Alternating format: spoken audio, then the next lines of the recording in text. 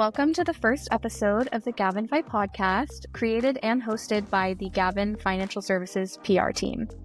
GAVIN is a national brand communications agency that specializes in public relations and digital marketing for financial services clients. I'm Sophie Hannikin. And I'm Jay Scott. Each episode will collaborate with industry leaders, media professionals, and other interesting voices with unique perspectives to explore the crossroads between public relations and financial services.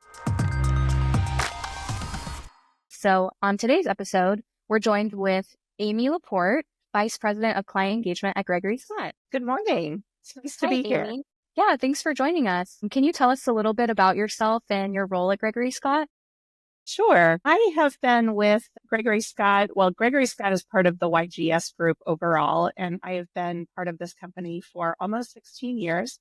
And we have now developed our own company called GregoryScott, so we can really move technology forward to develop customized marketing platforms for our customers to be able to engage with. And my role in the company, of course, is to understand what our client needs are, make sure to hear that, and develop workflows for them that will make their lives easier. Great. Well, we're looking forward to hearing from you on today's episode.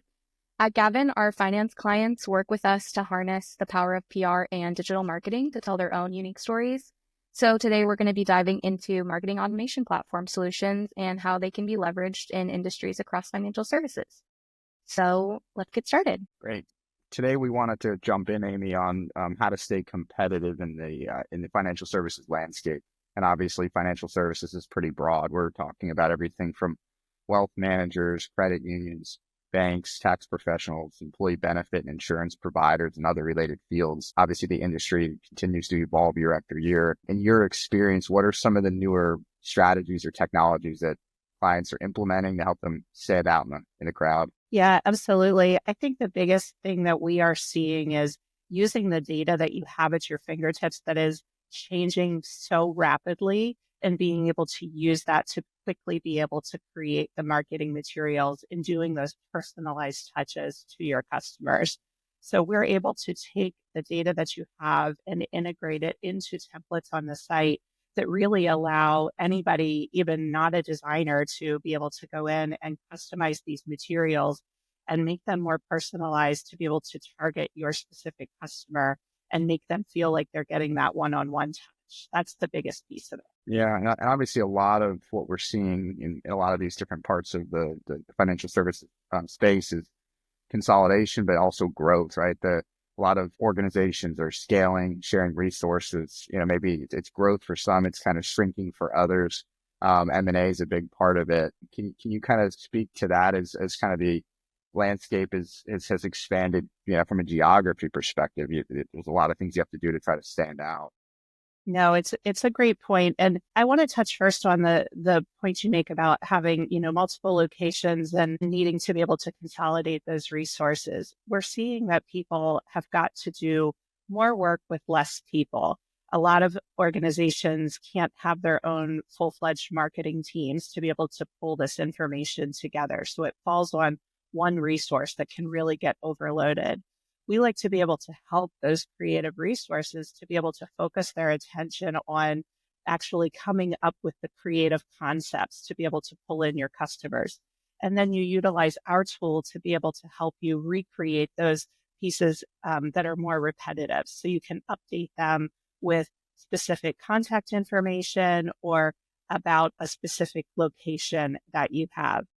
In addition to that, the data that we're able to pull in can really make these materials more regionalized. People want to see data that makes sense to them. They don't want to hear about something that would make sense to a resident in Texas if they're living in Pennsylvania. It's going to be a completely different area, different concerns from a financial aspect, different economies there. Versus, it just really helps you to be able to target specifically what you're looking for. Yeah, where do you kind of get started? Like, what should the first step be or a plan of action look like if we're talking about kind of getting it off the ground? Because it may not be the first thing that a lot of firms are thinking about, especially their key leadership or even their marketing professionals on the team. Where do you kind of start with it all and try to make sense of it to develop that plan or that solution?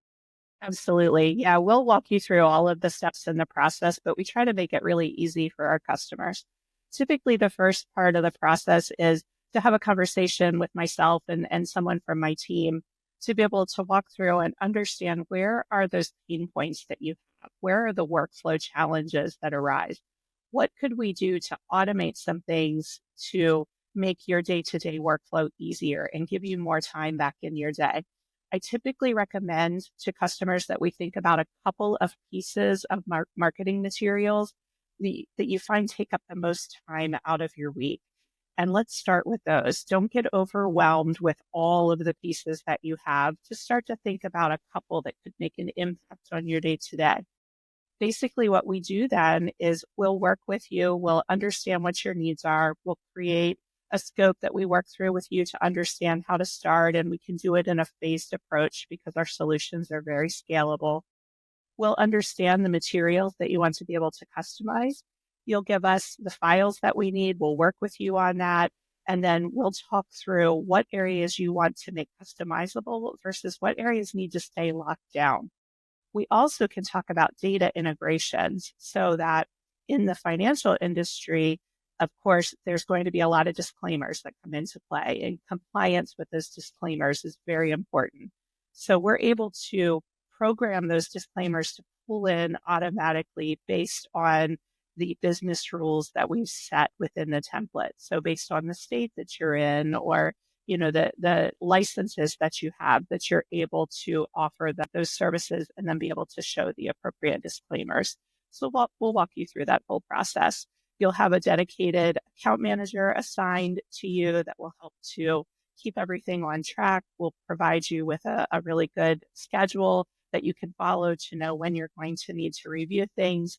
And then we'll give you a launch date for the platform. That sounds amazing, Amy. Can you share some challenges that you've viewed some clients have faced relating to marketing automation and sort of what the successes that have been achieved in response to those challenges may have been? Yeah, I think the biggest challenge sometimes could be something as simple as getting your hands on the InDesign files that were used to create the pieces originally. But really, that's where we can step in our partnership with Gavin as well to be able to recreate those pieces if you can't find them. That's certainly an opportunity. We work very closely with Gavin on a regular basis with projects like that. And then, once you find the files, we'll work with you on taking it from there and explaining the rest of the process.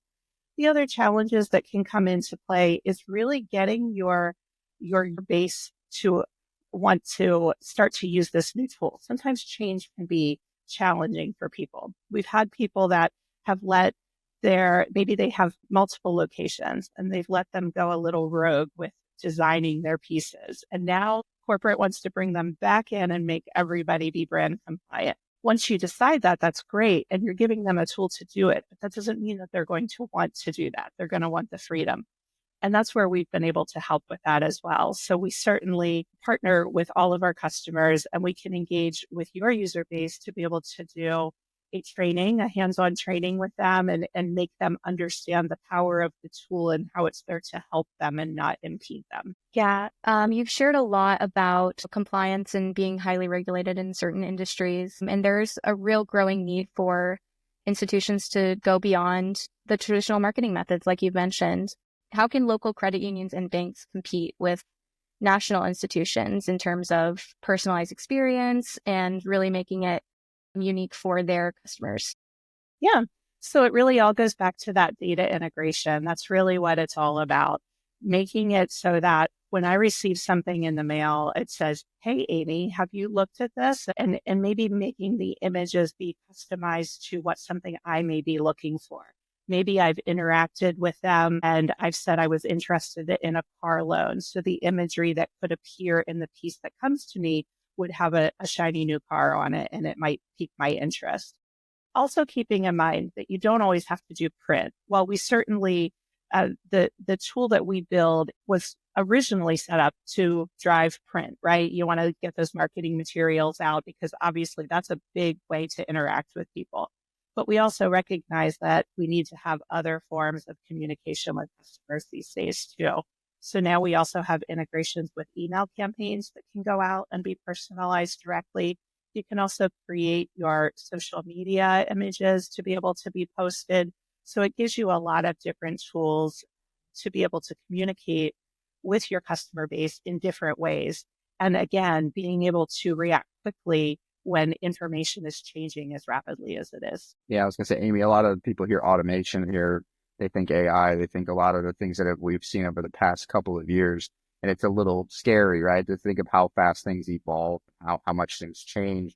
And then how do you implement that? Or how do you lose that human element to it? And obviously you don't. A lot of what we're doing is complementing, and these tools are meant to be augmenting the stuff that's already in motion with the human element. But yeah, where do you see that what's that balance, or where do we think we're going in terms of the trends, and how do we stay ahead of the curve on, what's next for financial institutions? I think one of the biggest things that we all need to stay ahead of is data security. And that is something we take very seriously at GregoryScott. We are SOC 2 certified. It's a really important piece of what we do. We have to keep our customers' data secure. So that's the biggest thing. I hear a lot of talk about AI, and I know AI has changed the way we function. Just feel we don't ever want to get rid of that human element, though. So I think we do a really good mix of automating things, using our tools where we need to. But for example, we have a built-in help desk on all of our platforms that we build. And we've got a great database of content that's available for people to be able to do a little self-help. But on the other end of that is our live human team that is sitting there waiting to interact, because customer service is really what it's all about. And we really value our partnerships with our customers. So we're not going to give you an AI bot that's going to respond to and give you these generic answers that just has you running in a loop. We're going to interact with you directly. Thank you, Amy, for joining us on our first episode of the GAVIN Fi Podcast. Thanks for having me. How can listeners get in touch with you to explore a conversation about implementing a marketing automation platform in their business? Sure. They can just go to our website. GregoryScott.tech is our website. There's a form on there where you can connect directly with me and set up some time to be able to have a conversation. I'll do a demo for you, talk a little bit about what your needs are. No obligations. We just love to start the conversation so we can help you.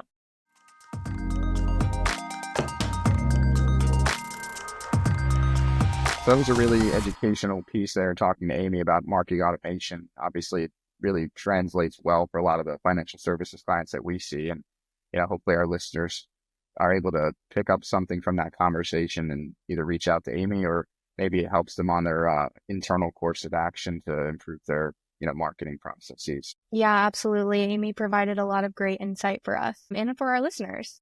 Be sure to sign up for our quarterly GAVIN Fi newsletter at evolving-influence.com/GAVIN for more insights, curated stories, and agency resources to help you explore the latest marketing strategies and industry trends.